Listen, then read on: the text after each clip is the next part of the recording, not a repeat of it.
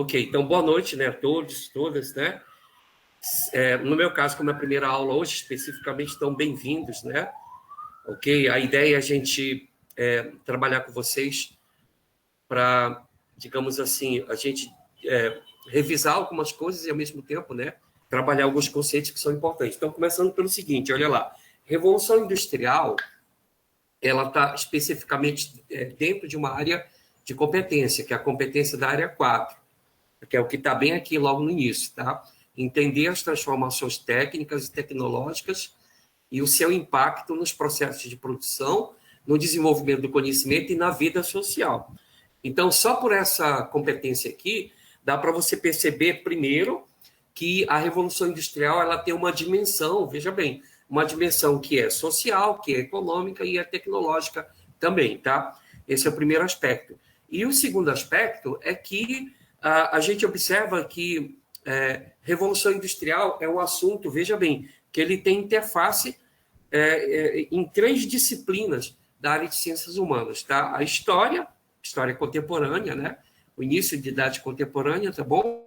A geografia e a sociologia, tá? Essas 3 disciplinas, viu? Elas acabam trabalhando alguns conceitos, né, e focalizando a questão da Revolução Industrial, tá bom? Então, especificamente, tá, pessoal?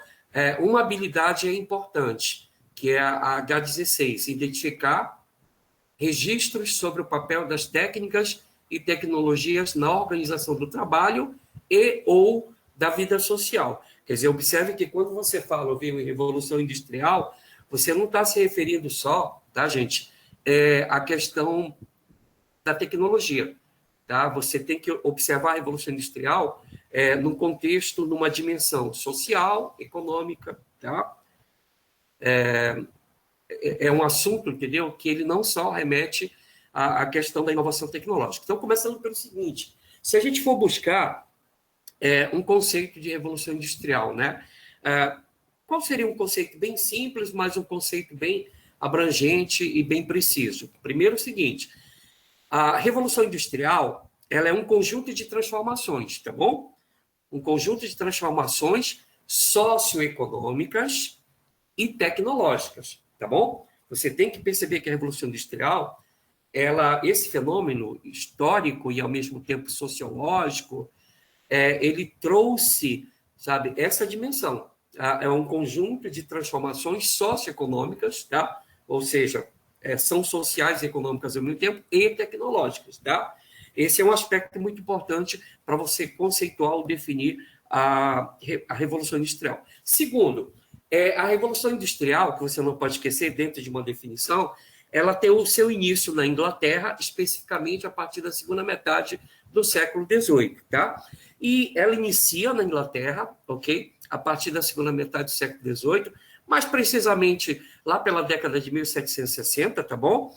E engraçado o seguinte, é isso, tá? Ela inicia na Inglaterra a partir de 1760. Aí você diz assim, Carlos, mas ela não acabou? Ou sei lá, como é que é a Revolução Industrial no tempo, certo? No tempo histórico. Aí é que está a questão, viu, pessoal? Observem que a Revolução Industrial ela tem um início, mas ela não tem propriamente um final, tá? Ela vai, entendeu? Acontecendo em ondas sucessivas, né? Tá? Ela vai acontecendo em ondas, tá? Em determinados períodos e chega até os dias atuais. Vejam bem que hoje nós estamos na fase da globalização, nós estamos numa fase que alguns chamam de ainda a terceira revolução industrial, porque teria surgido depois de 1945, outros, viu, autores já falam numa quarta revolução industrial, e agora já se está falando já na tal da indústria 4.0, né, que vocês devem ter escutado bastante por aí. Então, se você for ver, a Revolução Industrial ela tem um início, mas não tem um fim. Apesar, presta bem atenção, de alguns intelectuais de algumas décadas para cá, eles estão trabalhando aquele conceito de pós-industrial, sabe? Pós-industrialização. Eu não concordo muito com esse termo pós-sociedade, pós-industrial, entendeu?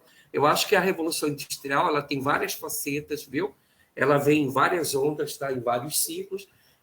Eu acho que o que nós temos hoje dentro da globalização é uma nova roupagem.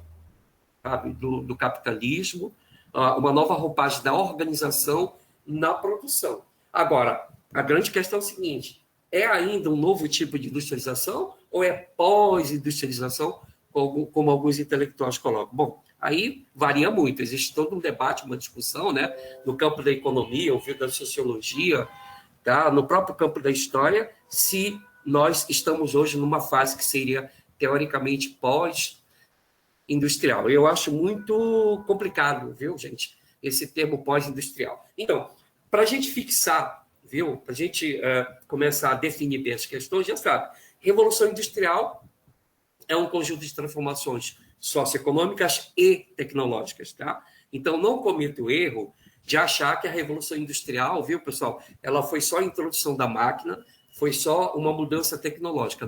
Não. Ela teve uma repercussão para além da transformação tecnológica. Ela tem uma dimensão social, tá bom? Uma dimensão social, porque ela muda a estrutura social da Inglaterra e dos países que passaram pela industrialização, viu? Aparecem novas classes sociais, principalmente o proletariado industrial, né?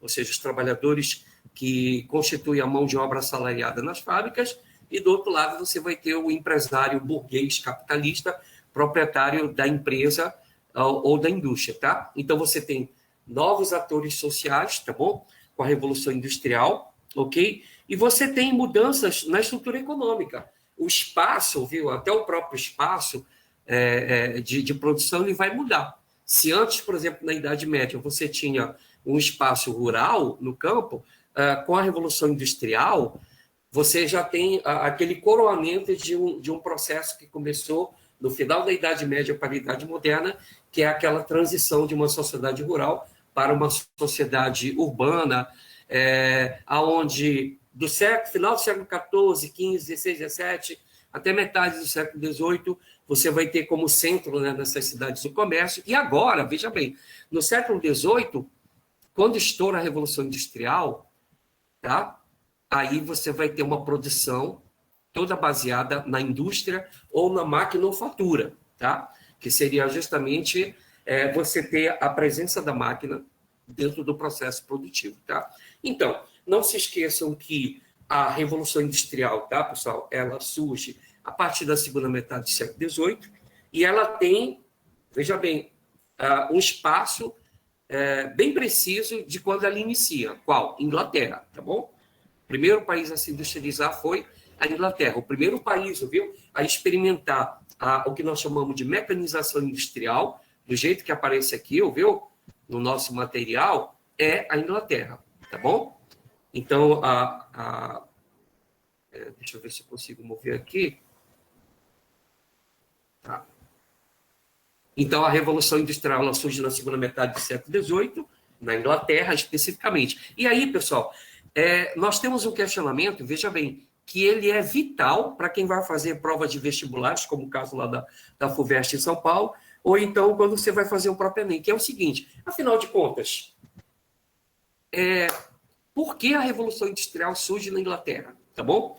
Porque ela não surgiu primeiro na França, porque ela não surgiu primeiramente no norte da Europa, por exemplo, onde hoje é a Alemanha, por que a Revolução Industrial não surgiu no Japão, primeiramente? Por que surge na Inglaterra? Bom, aí é que está a questão. Você tem que observar que a Inglaterra ela tinha um conjunto de fatores que outros países não tinham na época.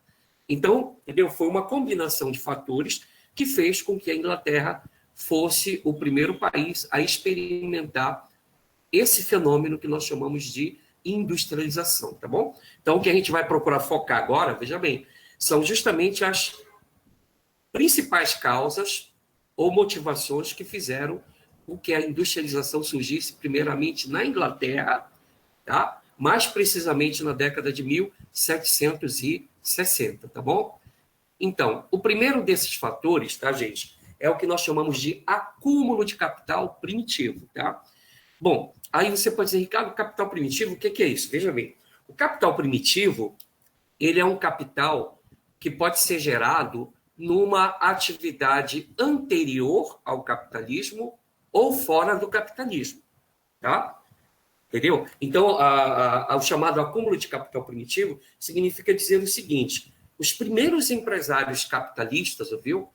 Que apostaram na industrialização, que montaram indústrias, ouviu? Que compraram máquinas, eles enriqueceram, veja bem, antes, né, deles se tornarem industriais, eles enriqueceram, foram acumulando capital primitivo antes, entendeu? De desencadear o processo da Revolução Industrial. Então, quais foram as atividades econômicas anteriores ao início da Revolução Industrial, tá? Em que alguns empresários ganharam muito dinheiro, né, e conseguiram acumular bastante capital, e mais tarde, veja bem, este capital acumulado, ele foi jogado, entendeu? Ele foi drenado, né, para o financiamento das primeiras indústrias que surgiram. Pois bem, observem bem que a Inglaterra, tá, gente? Ela acumulou muito capital, viu? Ela acumulou muito lucro com a atividade comercial, tá? Esse lucro da atividade comercial, a Inglaterra foi fazendo progressivamente ao longo da Idade Moderna, entendeu? Entre o século XV e o século XVIII, grupos empresariais, viu, da Inglaterra foram adquirindo lucro com diversas atividades que propiciaram justamente a formação de riqueza de capital. Então, a primeira atividade mais importante vai ser a transação comercial, viu? A Inglaterra, observem bem, ela vendia produtos, ela comercializava produtos com outros países da Europa, tá? Então, a Inglaterra fazia comércio com Portugal, tá bom? E firma tratados com Portugal. A Inglaterra faz tratados com a Espanha, tá? A Inglaterra faz tratado até com a sua grande rival, a França, em algumas situações, né? Você tem que fazer trocas comerciais, né?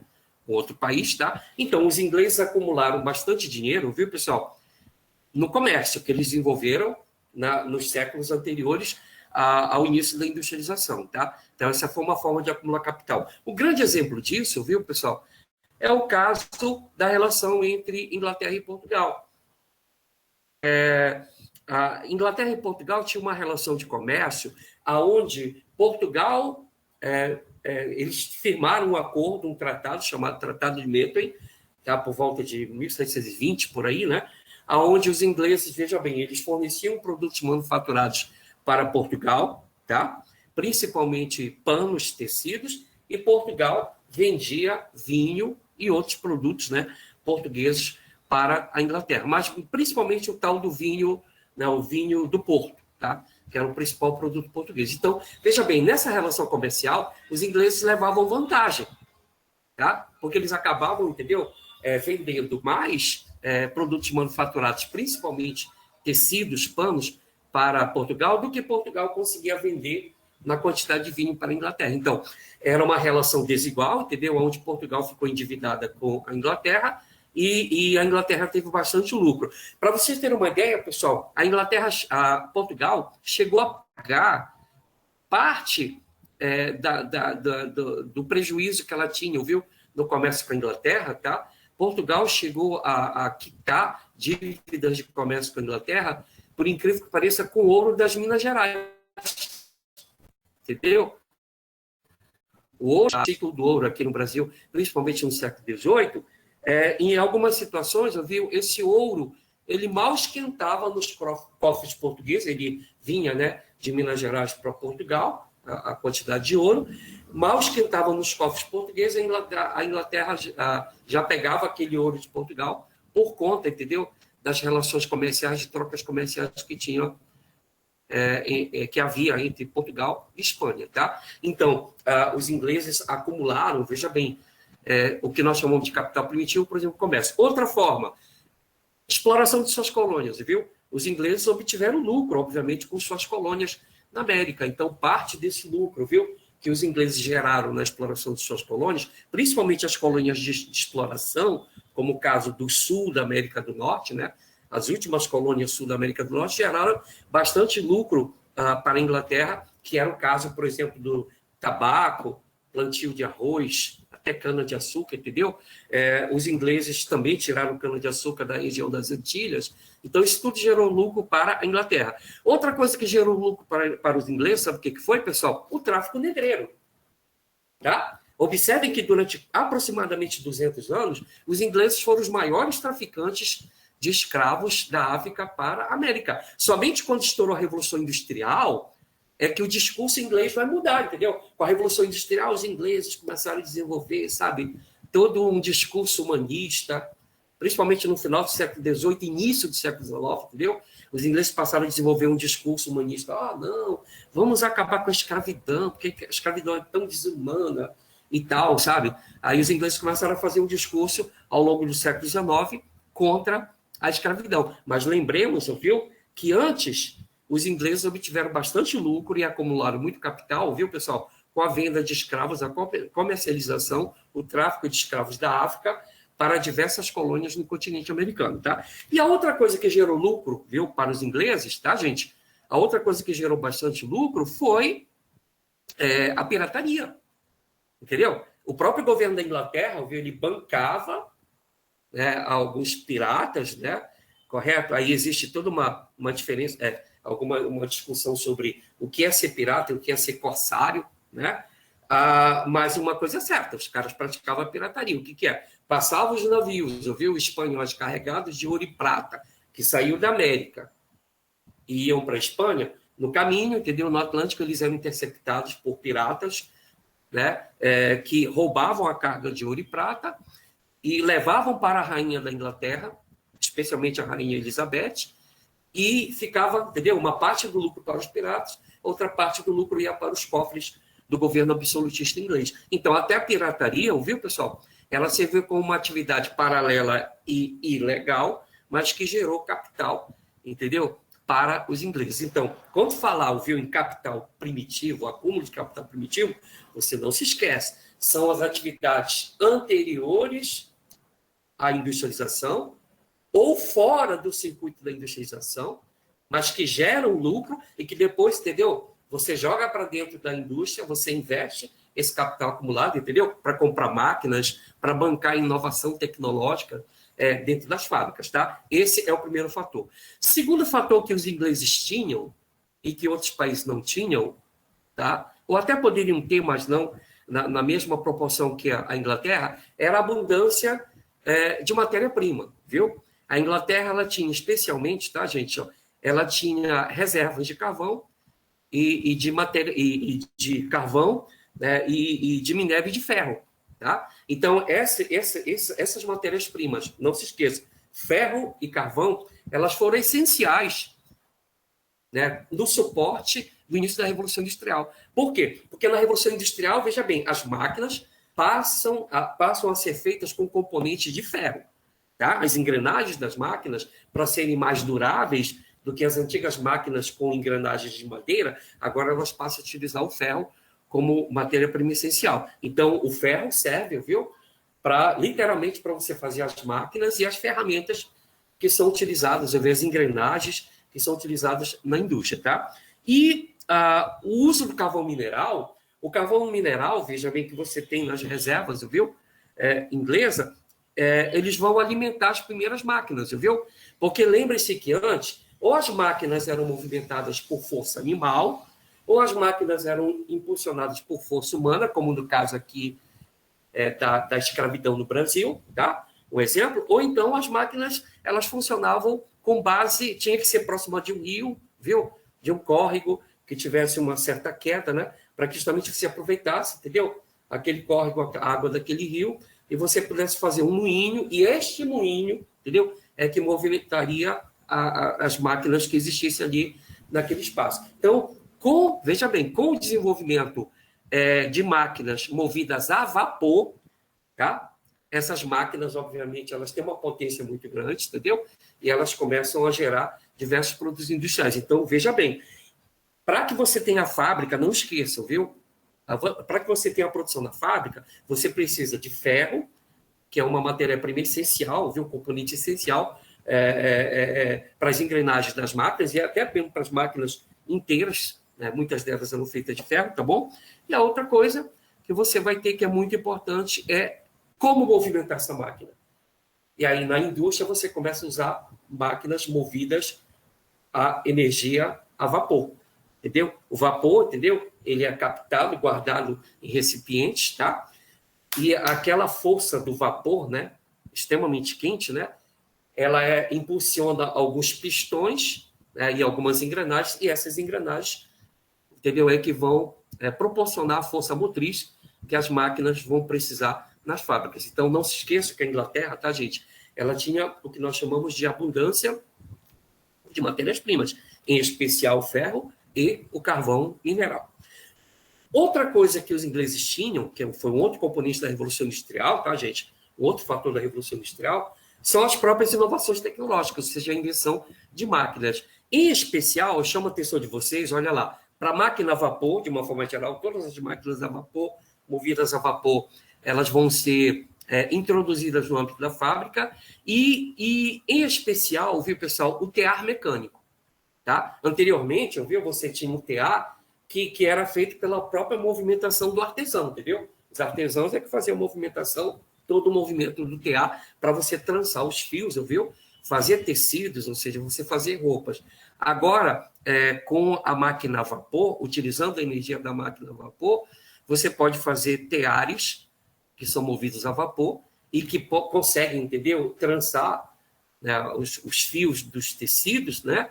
E consequentemente, elaborar, né, uma grande quantidade de tecidos. Então, não se esqueçam, viu, que por causa dessa inovação do tear mecânico, por exemplo, a Inglaterra deu um salto em termos de produção de roupas, ouviu? De produção de tecidos e roupas. Não se esqueça que na Revolução Industrial Inglesa, 2 setores foram os primeiros setores a se mecanizar. Qual? O setor têxtil, viu? Produção de tecidos, 1, e 2, a produção mineral. Tá? A produção mineral, em larga escala, começou a utilizar máquinas, porque é um trabalho pesado, né, perigoso nas minas, então se desenvolveram várias máquinas para ajudar, né, a acelerar e aperfeiçoar o processo, né, de exploração dos minérios, tá bom? Então, o setor da mineração, não se esqueçam, viu? E o setor têxtil foram os 2 primeiros grandes setores da economia inglesa que deram salto em direção à industrialização. Depois, outros setores foram acompanhando, introduzindo mais máquinas dentro da fábrica, tá? Dentro do sistema fabril. Não se esqueça que nós tivemos, então, olha só, o tear mecânico, máquinas a vapor, de forma geral, utilizada para movimentar as diversas máquinas inventadas. Nós tivemos a invenção, ouviu, pessoal, do barco a vapor, nós tivemos a invenção da locomotiva, tá? Que vai propiciar uma revolução no transporte, né, com a utilização dos trens, das ferrovias, tá? Mas tudo, não se esqueçam, viu, pessoal? Tudo movido a vapor, tá? A primeira revolução industrial é a revolução industrial ainda do carvão e da energia a vapor, tá bom? E a outra coisa que a Inglaterra tinha, deixa eu mexer aqui na nossa apresentação, né? Tá? Outra coisa que a Inglaterra tinha, sabe o que era? Era a abundância de mão de obra barata.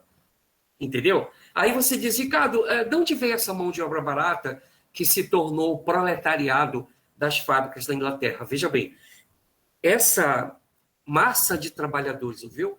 Que vai formar o operariado, né? A classe operária do capitalismo industrial inglês, viu, pessoal? Essa massa de trabalhadores, ela veio essencialmente e principalmente, viu, pessoal, do campo, através de processos migratórios, viu? À medida que avança a Revolução Industrial, tá? Avança uma transferência cada vez maior, viu, de contingente de trabalhadores do campo para a cidade. Mas veja bem, essa massa de trabalhadores, viu, pessoal, que veio do campo para a cidade para trabalhar nas fábricas, ela não veio apenas e só naquele momento, entendeu? Que as fábricas se instalam. Antes, presta atenção, antes, alguns séculos antes, cerca de 150 anos, mais ou menos antes, quase 200 anos antes do início da Revolução Industrial, já estava havendo, ouviu, pessoal, um processo progressivo de transferência de trabalhadores do campo para a cidade, no caso da Inglaterra. E o que propiciou essa transferência, né? Esse fluxo constante de trabalhadores do campo para a cidade? O que propiciou foi justamente a chamada política dos cercamentos, que foi uma política, veja bem, adotada por diversos governos absolutistas na Inglaterra, pelos diversos monarcas absolutistas da Inglaterra, em especial durante o governo da Elizabeth, da rainha Elizabeth, tá? Então, a política dos cercamentos consistia no seguinte, tá? Você expulsa os camponeses, tá? Aqueles camponeses poceiros, ouviu? famílias que já estavam dezenas de anos, né, ali naquela terra produzindo. Muitas dessas famílias estavam ali, viu, pessoal, nessa terra, porque anteriormente ao cercamento, você teve a desagregação do feudalismo, a morte de muitos senhores feudais, viu? A ruína de muitos senhores feudais. Muitos senhores feudais abandonaram essas terras, e aí os camponeses, né, os trabalhadores rurais começaram a pegar e plantar, e ficar ali como poceiro. E aí, quando chega na época, por exemplo, do Henrique VIII, e principalmente da Elizabeth I, tá? O que vai acontecer? O governo inglês começa a cercar, olha lá, o governo inglês começa a mandar cercar esses terrenos, entendeu? Que eram de poceiros, né? Alguns eram terrenos baldios, áreas abandonadas pelos antigos senhores feudais. O governo começa a promover o cercamento, expulsa os camponeses que estão ali, né? Aquelas famílias que estão há um bom tempo ali, e aí o governo pega e vende essa terra em leilões, aonde a burguesia da Inglaterra, a burguesia comercial, ela começa a comprar essas terras por preço que ela, né, negociava nos próprios leilões. Então, o governo inglês, veja bem, ele cerca as terras, tá? Ok? Vende essas terras em leilões e depois essas terras continuam cercadas porque elas passam a ser utilizadas para a criação de carneiros e dessas criações de carneiro você tira a matéria-prima lã, e a lã era mandada para as manufaturas de tecidos nas cidades inglesas. Então, essa política dos cercamentos, viu, pessoal? Ela expulsou o camponês da terra e impediu que os camponeses pudessem retornar para essa terra para sobreviver. Ora, se o cara não tem mais como produzir na terra, não tem mais terra para produzir porque ele foi expulso dela pela política de cercamentos, qual é o caminho da pessoa? Se ele não tem mais como sobreviver propriamente no campo. Grande parte dessa massa, viu, de camponeses expulsos dessas terras, desses terrenos baldios que estavam na condição de poceiro, tá? Esses camponeses ou esses trabalhadores rurais migram para a cidade, tá? Para trabalhar nas manufaturas, né, que estão se desenvolvendo nas cidades inglesas, tá? Entendeu? Então, na verdade, veja bem, o processo, o que nós chamamos de política dos cercamentos, ela expulsa o trabalhador do campo. O trabalhador do campo não tem mais terra para produzir, a única alternativa para ele é ir para a cidade e vender a sua força de trabalho para o empresário burguês. Tá? Primeiramente, essas levas de trabalhadores vendiam a sua força de trabalho para os donos das manufaturas, tá? Da produção manufatureira. Depois, entendeu? Quando surge a indústria, surge a produção industrial baseada na máquina, aí agora, né, alguns desses trabalhadores vão vender a sua força de trabalho para o novo empresário capitalista burguês, que é dono da fábrica, tá? E que naquela fábrica, entendeu? Ele aglutina a matéria-prima, aglutina o trabalhador, o operário, e a própria máquina que ele comprou ali como inovação tecnológica. Aí ele junta os recursos, né? Os fatores, ele junta a mão de obra, entendeu? Do trabalhador que foi expulso do campo, ele junta a matéria-prima que o burguês capitalista comprou dentro de um prédio, que ele passa a chamar de fábrica, de indústria, e ali ele coloca a máquina para que o operário, entendeu? O trabalhador, agora operacione, né? Faça o processo de operacionalização da máquina, entendeu? Então, um dos fatores também que propiciou a Revolução Industrial Inglesa, não se esqueçam, era a abundância de mão de obra barata. De onde vinha essa mão de obra barata? De camponeses que foram expulsos, né, de suas terras por causa da política de cercamentos, e aí, não tendo outra alternativa de sobrevivência, eles migram para as cidades, primeiramente, antes da indústria, para trabalhar nas manufaturas. E aí, quando surge o fenômeno da Revolução Industrial, esses trabalhadores, essa massa de trabalhadores, passa a se empregar como assalariado nas fábricas. Claro, não tem emprego para todo mundo. Tá? Então, no ambiente da Revolução Industrial, não se esqueça que parte desses trabalhadores não eram absorvidos pela fábrica. Formava-se, assim, o que nós chamamos de exército de reserva do capitalismo, né? Que é uma quantidade de trabalhadores que não encontra emprego nas fábricas, então ele fica ali esperando a hora, né, que outro trabalhador é despedido, né, de repente é dispensado daquela fábrica para ocupar, normalmente por um preço mais barato, né, com um salário mais barato, ocupar a vaga, né, que surgiu daquela indústria. Tá? Até aí, pessoal, está tudo ok? Porque eu estou com a tela aberta aqui e aí a gente não vê muito o que se passa aí no Meet, né? Tá bom? Ok? Não sei se o caso dos alunos aí, colaboradores, alguém tem alguma pergunta? Fez alguma pergunta? Ou tá tudo ok? Por enquanto, tudo ok, professor. Foi muito Tudo interessante. ok. Então, vamos lá, vamos avançar. Deixa eu voltar para cá. Ok? Tá, pessoal? Então, por favor, não esqueça. Por que a Inglaterra foi o primeiro país a se industrializar? Porque existe um conjunto de fatores, ou de motivações, tá? Esses fatores, eles se misturaram, se imbricaram, e aí, justamente dessa junção de fatores, que fez com que surgisse a industrialização primeiro na Inglaterra, para mais tarde, viu? Essa mesma industrialização chegar até a França, chegar até algumas áreas da Holanda e da Bélgica, tá? Então, a industrialização ela não surgiu em todos os lugares ao mesmo tempo, tá? E o primeiro país a se industrializar, não se esqueçam, foi a Inglaterra. Por quê? Acúmulo de capital primitivo, como nós vimos, né? Os ingleses, entendeu? Acumularam dinheiro, né? Lucraram capital em outras atividades econômicas anteriores à industrialização ou fora do processo industrial. E aí trouxeram, entendeu? Esse capital acumulado para ser investido nas primeiras indústrias. Então, acúmulo de capital primitivo. Segundo, o que é? A abundância de mão de obra, né? Que nós acabamos de descrever. Ou seja, mão de obra que vinha da onde? Expulsa do campo por causa da política dos cercamentos que foi adotada pelos governos absolutistas antes, né, do século XVIII, sendo que, como eu falei anteriormente, né, essa política de cercamentos ela faz com que o trabalhador, o rural, né, o camponês, não tenha mais condição de sobreviver no campo, ele é obrigado a migrar para as cidades, né, para vender a sua força de trabalho para o empresário capitalista. Tá?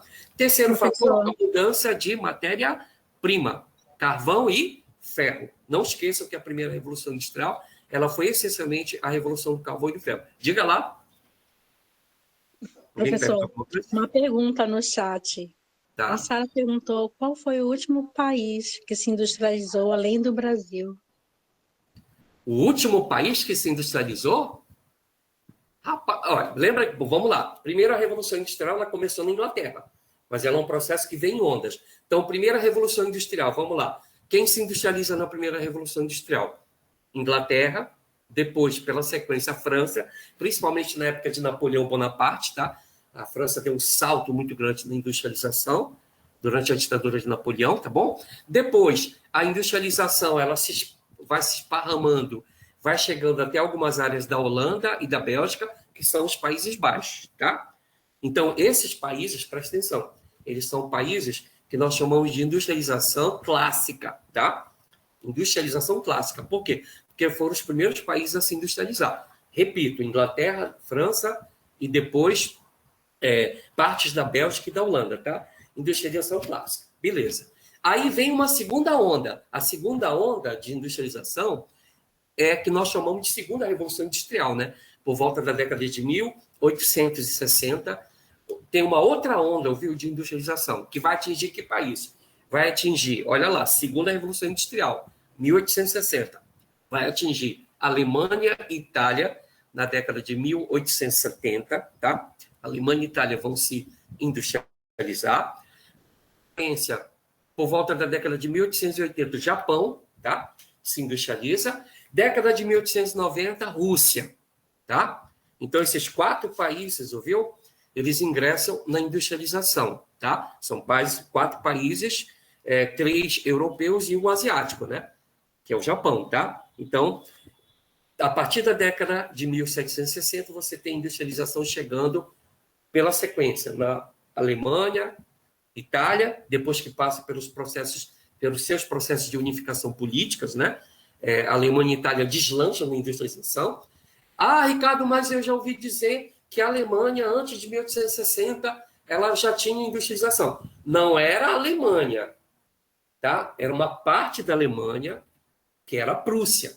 Lembre-se que antes de 1870, a Alemanha não era um país unificado, tá, pessoal? Não era um país unificado. A unificação alemã ela acontece em 1870, termina, né, a unificação em 1870, sob o comando do Bismarck, que se tornou, né, uma espécie de... que foi primeiro-ministro e, ao mesmo tempo, foi ditador, cara. Foi tanto quanto ditador, né?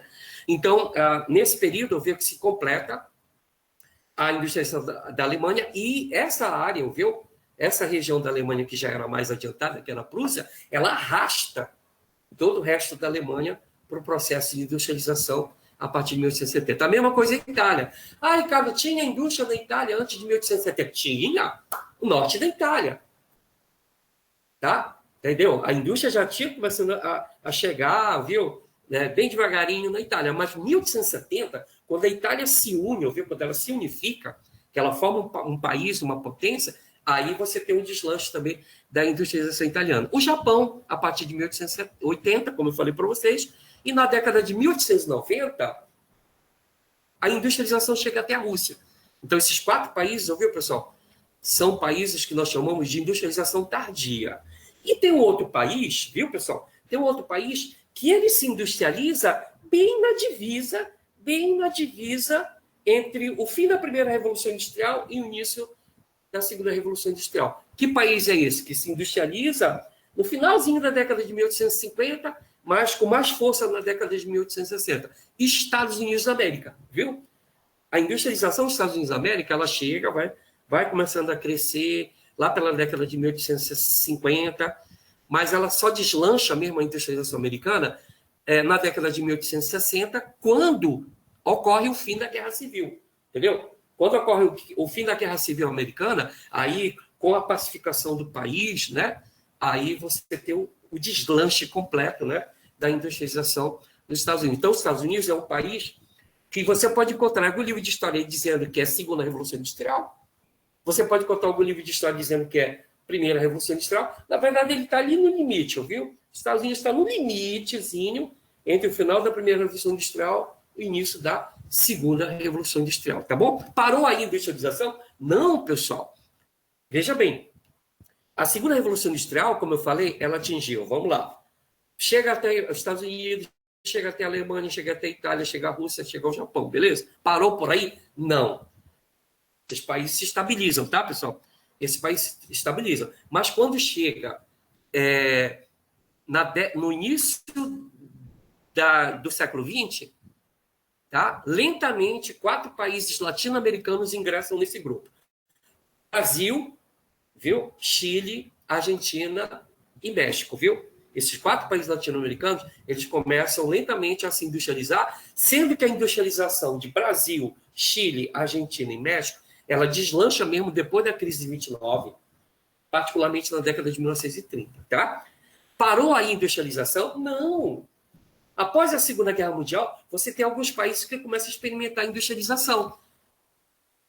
Por exemplo, Egito, África do Sul, entendeu? Começa assim lentamente, entendeu? A ingressar numa industrialização. Isso depois da Segunda Guerra Mundial, tá, pessoal? E na década de 1970, você vai ter um grupo dos chamados tigres asiáticos. A industrialização chega com uma força muito grande, viu? No Sudeste Asiático. Você vai ter a formação dos tigres asiáticos, tá? E se você for olhar, viu, pelo tempo, tá, pessoal? Lá pelo início da década de 1980 é que começa a industrialização chinesa, entendeu? Começa a desenvolver um projeto industrial e colocar em prática, principalmente na década de 1980. Agora, observa, os caras começaram a se industrializar efetivamente em 1980. E hoje, né, você tem o quê? A segunda década, né, do século XXI, e a China já está ali, né, despontando e brigando com a Europa e os Estados Unidos. Ou seja, dá para perceber como o processo de industrialização ele foi se espalhando, veio em ondas, e não parou. Então, é muito difícil você dizer qual o último país que se industrializou. Teve um grupo de países que industrializou de forma tardia, viu? A partir de 1860, todos os países que se industrializaram são países de industrialização tardia. Alemanha, Itália, Rússia, Japão, México, Brasil, viu? Chile, Argentina. Mais recentemente, década de 1970, aquela região, Indonésia, Singapura, tá? Região de Hong Kong, sabe? Os chamados tigres asiáticos, né? Esses países se industrializam principalmente a partir da década de 1970 e década de 1980 você vai ter o deslanche da industrialização chinesa. Então, não parou. Dá para entender? Por isso que você não pode dizer, qual o último país a se industrializar? Se fosse ver o mais recente chamou mais atenção, sem dúvida, é a China. Tá? Não sei se deu para responder. Deu para entender? Tudo ok aí? Tranquilo? Tá?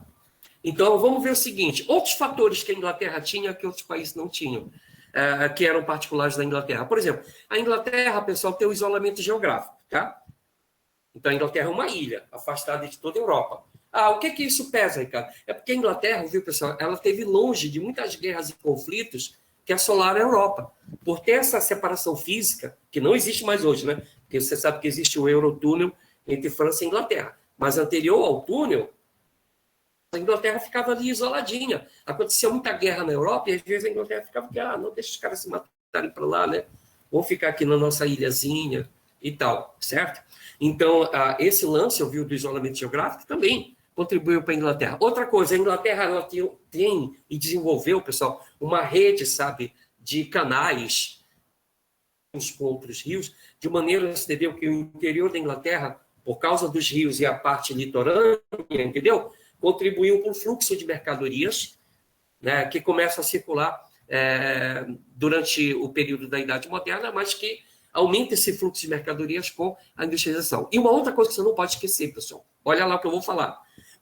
Quando estourou a Revolução Industrial na Inglaterra, não se esqueçam, estava no poder na Inglaterra. Está entendendo? A burguesia já estava no poder na Inglaterra. Como é que ela chegou ao poder na Inglaterra? A burguesia, 1688, tá? Não esqueçam. 1688, 1689, quando ocorre a Revolução Gloriosa na Inglaterra, ela derruba o absolutismo e, no lugar do absolutismo, é colocada uma monarquia parlamentar, viu? Onde as grandes decisões passam agora a ser tomadas pelo parlamento. E quem está lá? E tendo uma força muito grande no parlamento. Uma parte da nobreza, tá? Que está lá na Câmara Alta, né? Na Câmara dos Lordes, e do outro lado, a burguesia, entendeu? Que está lá na Câmara dos Comuns, entendeu? Então, não se esqueça que em 1688, 1689, mais ou menos 50, 60 anos antes do início da Revolução Industrial, por aí, tá? A Inglaterra já tinha feito uma revolução onde ela derrubou o absolutismo monárquico e implantou uma outra forma de monarquia que, de fato, fica na mão do parlamento. E esse parlamento, né, ele passa a representar principalmente os interesses de setores da burguesia. Então, a burguesia já estava no poder, viu? Quando, em décadas anteriores, ela já estava no poder antes do desencadeamento da Revolução Industrial. Beleza? Esses foram fatores que fizeram com que a Inglaterra se tornasse o primeiro país a se industrializar no mundo. Ou seja, a Revolução Industrial inicia na Inglaterra por causa desses fatores que, de repente, pode ser cobrado em provas de vestibular e no Enem, tá? Sem dúvida, as consequências da Revolução Industrial, viu? Você tem várias questões que são construídas trabalhando assim, o que mudou com a Revolução Industrial, né? O que isso trouxe de desdobramentos, de consequências? Primeiro, vamos lá conferir. Primeira consequência da Revolução Industrial, mecanização das atividades no campo, viu? Pensa bem, grande parte da população não saiu do campo para as cidades, para morar nas cidades e trabalhar nas fábricas. Isso provoca um certo despovoamento, né? E acelera um pouco a falta de mão de obra no campo. Como é que você compensa isso? Você traz, olha lá, você traz a mecanização para o campo, mecaniza a agricultura, para que um agricultor passe com máquinas a exercer um trabalho que antes era feito por 10, 20 agricultores manualmente, entendeu? Então, a Revolução Industrial, para que parte da população, viu, vá morar nas cidades e trabalhar nas cidades, nas fábricas, é necessário, entendeu, que você continue produzindo no campo. E agora você produz no campo, viu, pessoal, com um forte incremento da mecanização. Mecanização, diversas técnicas agrícolas que vão aumentar a produção agrícola sem necessariamente você ter a necessidade de um grande contingente de mão de obra, tá bom? Segunda consequência da Revolução Industrial, disseminação do modo de produção capitalista em escala mundial. Tá? Ou seja, a Revolução Industrial, viu, pessoal, ela inicia na Inglaterra, mas ela vai se espalhando em ondas, em diversos períodos, e vai se espalhando pela Europa, como nós vimos, chega à América do Norte, chega até o Japão, chega aqui na América do Sul, né?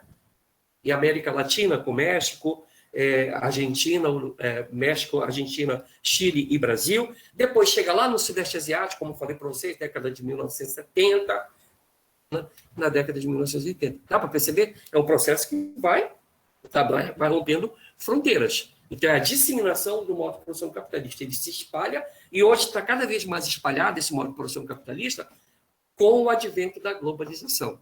Tá? Outra consequência da Revolução Industrial, a supremacia da maquinofatura com produção em série e larga escala.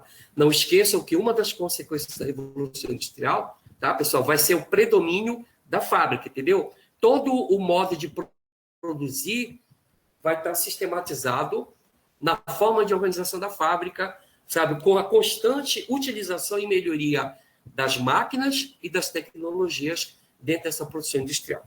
Outra coisa, viu, pessoal, que cai na geografia, cai na história também. Não se esqueça que com a industrialização você teve uma nova divisão internacional do trabalho, o surgimento de uma nova DIT. Olha lá o que eu vou falar. Antes da industrialização, a divisão entre os países, olha lá, não vai esquecer, na Idade Moderna, a divisão entre os países, entre as regiões, eram entre metrópoles, viu, pessoal? Metrópoles europeias e colônias, tá?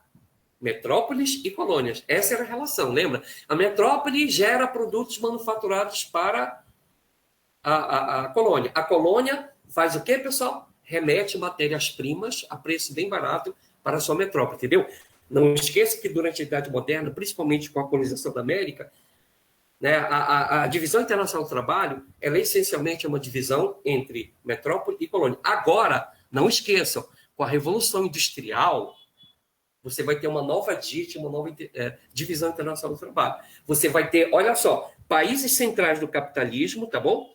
Países centrais do capitalismo que produzem produtos, geram produtos industriais, e do outro lado você vai ter os países periféricos, tá? Que são diversos países da África, da Ásia e da América Latina. Esses países periféricos, eles geram matérias-primas e nas trocas comerciais internacionais, eles trocam matérias-primas por produtos industrializados que são originados nos países centrais do capitalismo. Quem são os países centrais do capitalismo? Vamos lá. Os países que se industrializam da Europa. França, viu? Bélgica, Holanda, o Japão, lá no Extremo Oriente, se industrializa, tá bom? Tá? Canadá, aqui na região da América do Norte, tá? Então, esses países são considerados como países centrais do capitalismo, Estados Unidos da América. E você vai ter os chamados países periféricos, que normalmente são os países que exportam matérias-primas e importam desses países ricos os seus produtos industrializados, importam também capitais, empréstimos de capital e tecnologia. Não esqueçam, viu, pessoal? Nessa relação de DIT, os países centrais do capitalismo, eles dominam também porque eles mandam, na verdade, tecnologia, né? Oferecem tecnologia, entendeu, para os países periféricos, mas cobrando, né? Cobrando por essa tecnologia que eles geram, tá?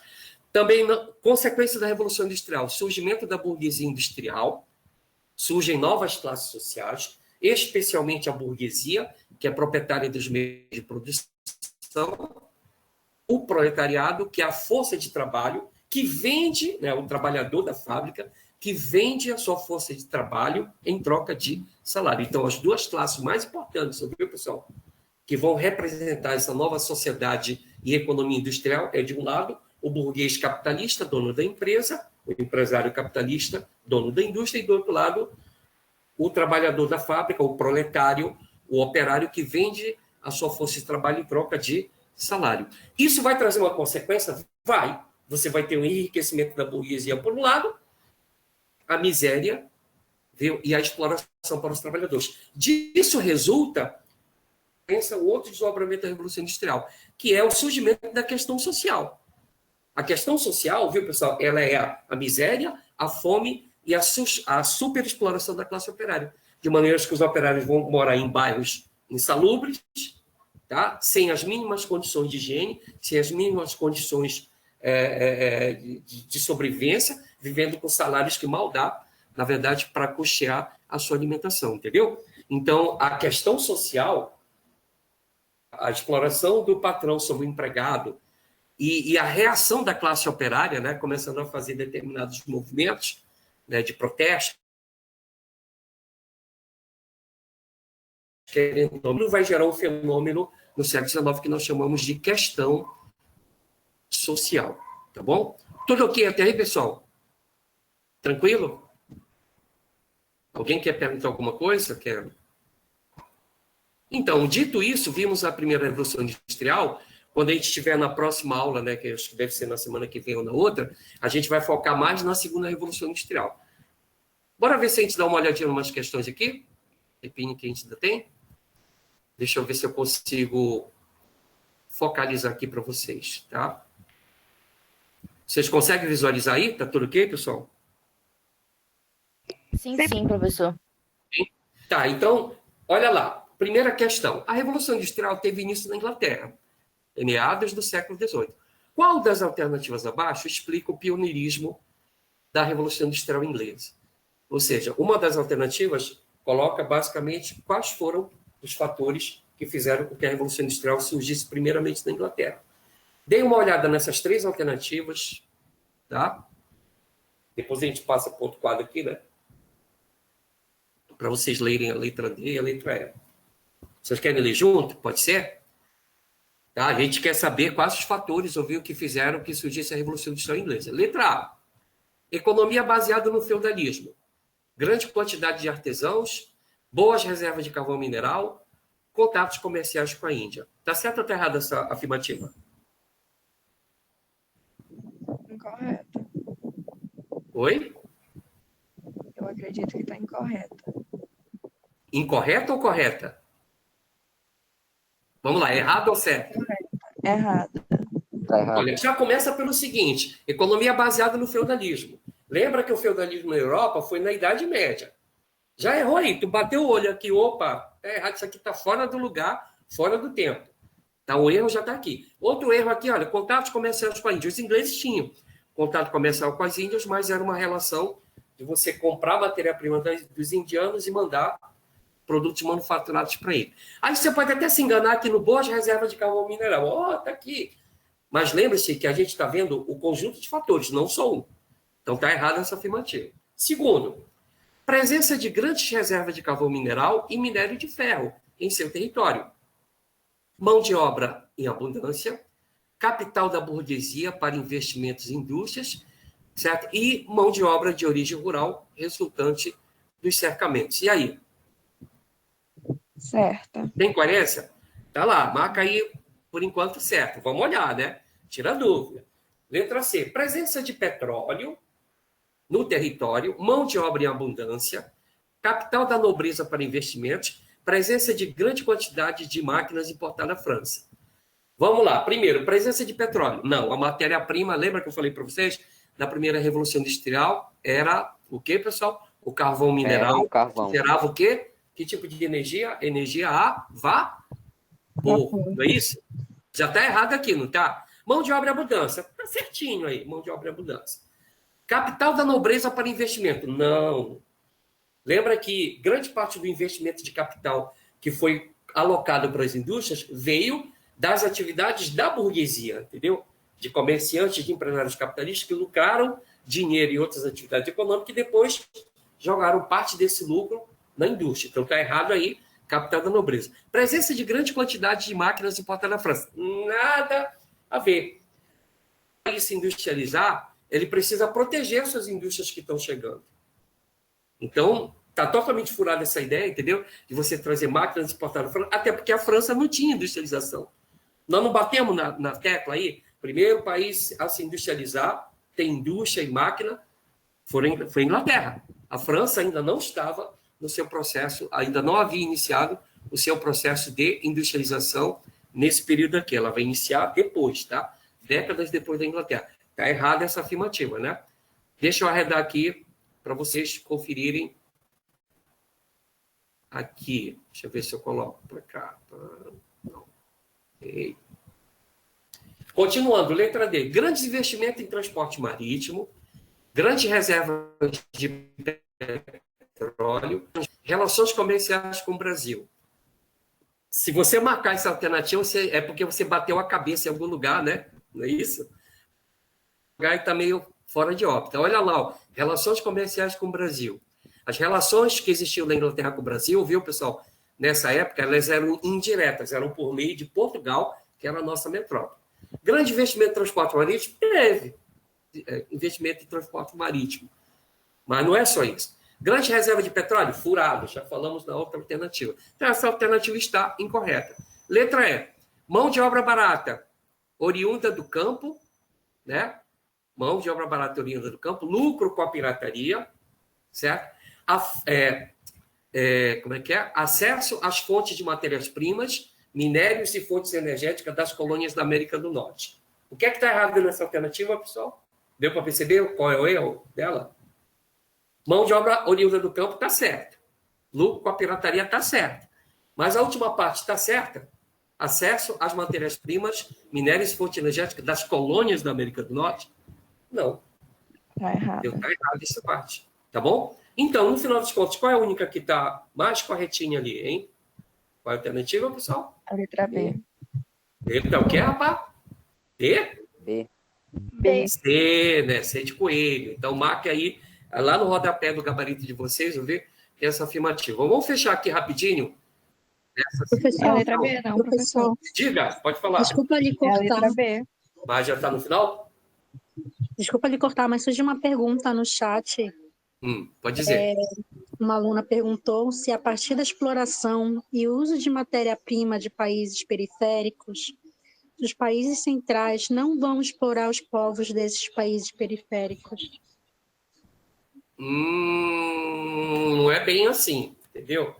Não é bem assim. Quando era colônia, vamos lembrar que no caso da relação colônia-metrópole, você tinha exploração, sim, da população que estava naquela colônia, especialmente daqueles que estavam na condição de escravo. Quando vem a industrialização, veja bem, quando vem a industrialização, a Inglaterra quer mercados, tá? Ela vai querer mercados. Então, é por isso que ao longo do século XIX, viu, principalmente a partir da segunda metade do século XIX, quando acontece a segunda Revolução Industrial, tá? Junto com a segunda Revolução Industrial, escuta bem, junto com a segunda Revolução Industrial, segunda metade do século XIX, mais precisamente 1870, aí surge um fenômeno dentro da segunda Revolução Industrial chamado de imperialismo e neocolonialismo, novo colonialismo.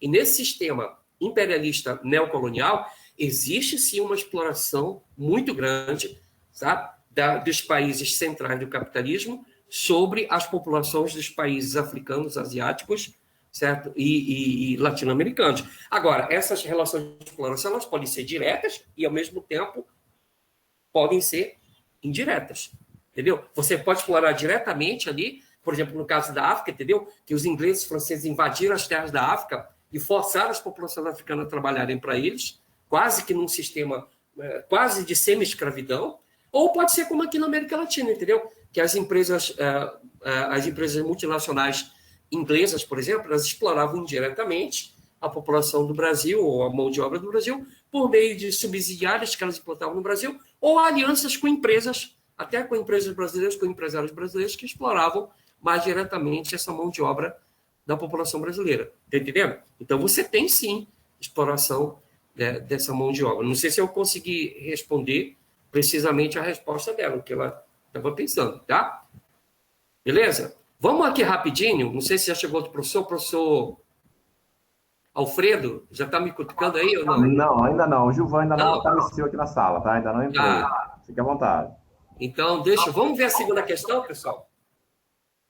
Olha lá a segunda questão. O novo processo de produção introduzido com a Revolução Industrial no século XVIII caracterizou-se pela... Aqui ele está pedindo, Revolução Industrial, para se caracterizar como é que muda o processo de produzir, de gerar o produto. Ricardo, professor Gilvan, né? Está na sala. Professor Gilvan está na sala. Tá? Ok, deixa eu só terminar aqui rapidinho, tá? Você finaliza aí seu pensamento, seu raciocínio, tá certo? Tudo bem, tudo bem. Vamos lá, gente. Letra A. A implantação da indústria doméstica rural em substituição às oficinas. Não, gente. Indústria doméstica rural era quando o empresário capitalista, antes da Revolução Industrial, ele pegava, levava a matéria-prima para um artesão, ouviu? Dentro da casa dele, e ele, eu quero que você me faça essa roupa ou esse sapato assim, sabe? Eu te pago tanto, depois que você terminar o serviço, daqui a uma semana eu venho pegar os sapatos. Já pronto, eu estou te dando a matéria-prima, viu? E tudo que você precisa para produzir. Aí o próprio artesão produzia. Esse era a chamada indústria doméstica rural. Então, não é o caso, a letra A está incorreta. Letra B, a realização da produção em grandes unidades fabris e intensa divisão do trabalho. E aí, com a industrialização, nós vamos ter produção em grandes unidades fabris, produção em grandes fábricas? Sim. E vamos ter divisão do trabalho entre os operários? Cada operário faz uma tarefa? Me parece correta essa daí, né? Mas vamos guardar aí a letra B. Letra C, mecanização da produção agrícola, tá? Tá certo até aí. E consequente fixação do homem à terra. Não. Com a Revolução Industrial, houve um estímulo cada vez maior para que o trabalhador saísse do campo e fosse para a cidade. Os poucos trabalhadores que ficavam no campo, eles passam a produzir maior de máquina intensal, viu? A grande massa de trabalhadores que vai do campo para a cidade. Então, essa mecanização agrícola, a ideia não era propriamente, né, você fixar o homem à terra. Letra D, a facilidade na compra de máquinas pelos artesãos que conseguiam financiamento para isso. Errado, pessoal. Lembre-se que as máquinas eram muito caras. Somente o empresário capitalista, ouviu, pessoal, com bastante dinheiro, é que tinha bala na agulha para comprar uma inovação tecnológica, sabe? Para ir lá com o inventor e dizer, olha, eu quero, gostei dessa tua máquina, gostei desse teu TA mecânico, eu vou te encomendar, vamos acertar um preço? Você consegue fazer 10 máquinas dessas? E daqui a 2 meses eu venho pegar para colocar na minha fábrica? Vamos acertar um preço? Entendeu? Máquina era uma coisa cara, inovação tecnológica uma coisa cara. Somente os empresários que tinham bastante dinheiro que podiam bancar essa inovação tecnológica na fábrica. Tá? E a letra E, preocupação em aumentar a produção, respeitando-se o limite da força física do trabalhador. Olha aqui, dá até aqui debaixo da Desde quando o empresário capitalista, pessoal, respeita o limite da força física do trabalhador? Não, o trabalhador agora, pessoal, ele não trabalha no limite dele. Ele trabalha no limite da máquina. Ele, o trabalhador operário, tem que se virar para acompanhar o ritmo da máquina. Por isso que nas fábricas, só para finalizar, você tem um enorme grupo de trabalhadores, principalmente na época de Natal, que eles trabalhavam 14, 16 horas por dia, gente desmaiava na máquina. Aí vinha lá o capataz, jogava água no cara para ele acordar assim, dá os bora, volta para a produção. Era assim, era um trabalho assim, sabe, frenético, entendeu? Diante da mãe. Então, esse negócio de respeitar o limite da força física do trabalhador, claro que isso não existiu, principalmente na primeira Revolução Industrial, tá? Então, qual é a alternativa para finalizar? Qual é a alternativa aí, pessoal? Qual é? B. Letra B, a realização da produção em grandes unidades fabris, em grandes fábricas, e intensa divisão do trabalho. Cada trabalhador faz uma etapa da produção. Existe uma divisão de trabalho e se percebe perfeitamente no sistema de fábrica, no sistema da produção industrial. Então, letra B, tá bom? Dê uma olhadinha quando você tiver que fazer as questões aqui, procurar responder as outras. A gente já vai ter uma sequência dessa aula, viu, pessoal? Provavelmente na semana que vem ou na outra, em que nós vamos falar da segunda Revolução Industrial e nós vamos falar logo depois sobre o aparecimento do imperialismo e do neocolonialismo. Obrigado pela atenção, gente. Tomara que tenha conseguido te fazer dúvidas, né, contribuído para a formação de você. Pessoal, um abraço e até a próxima. Muito obrigado.